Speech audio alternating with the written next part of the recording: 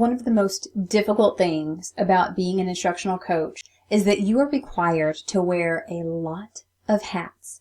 And you feel like suddenly you have to become an expert in a whole lot of things.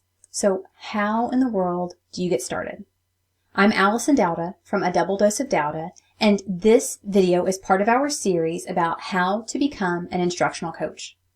Some of the greatest help that I got when I knew that I first wanted to be an instructional coach was reading about education, about leadership, and about coaching itself.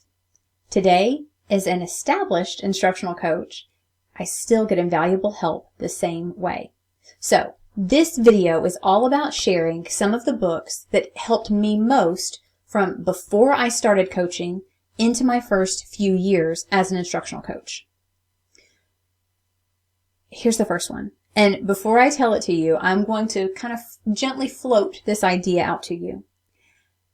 I believe that not all great teachers have to be instructional coaches, but all great instructional coaches have to be great teachers.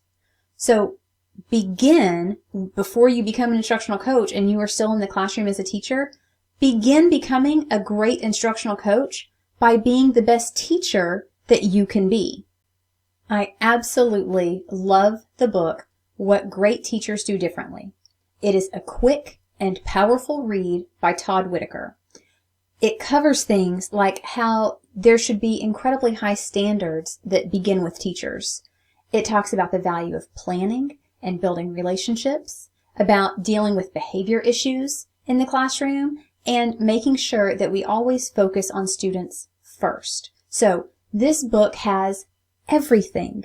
And again, it's something that even though you're striving to be an instructional coach, you are trying to help teachers be excellent teachers as an instructional coach. So this book absolutely has value and I think is a must read, as well as one that I recommend to teachers as well.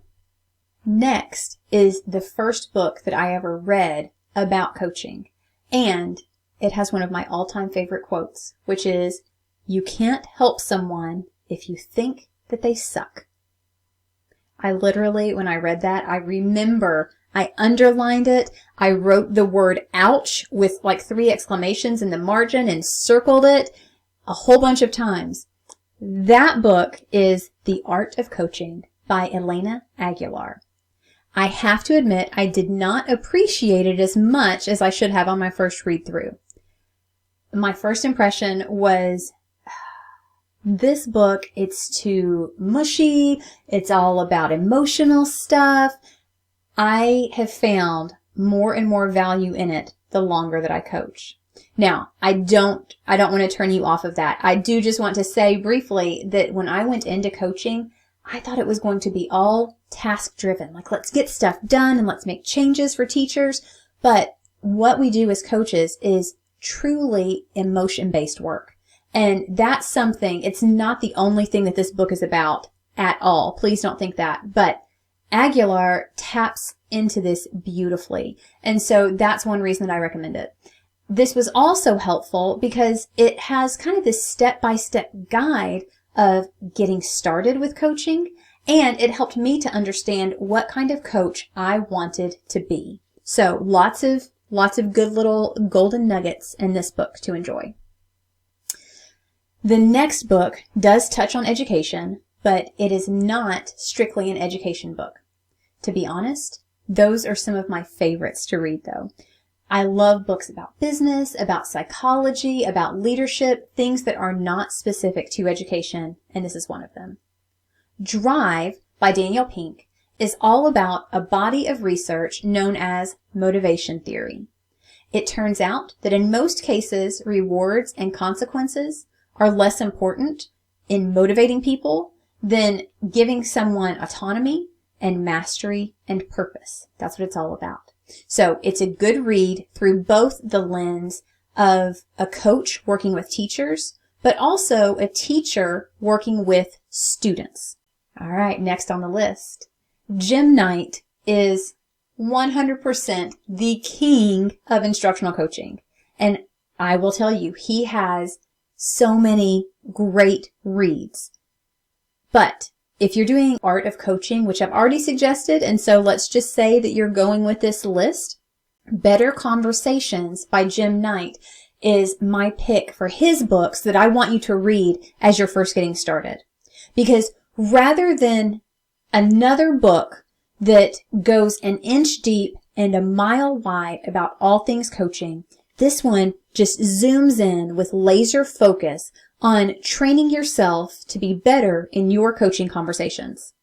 It includes insight and tips for how to listen with empathy, how to build trust and connection with teachers and with other people in your life, as well as how to ask better questions. So those things that I just mentioned are some of the most important qualities that a coach needs to possess. So it's a great idea to build capacity in this area with Jim Knight's Better Conversations.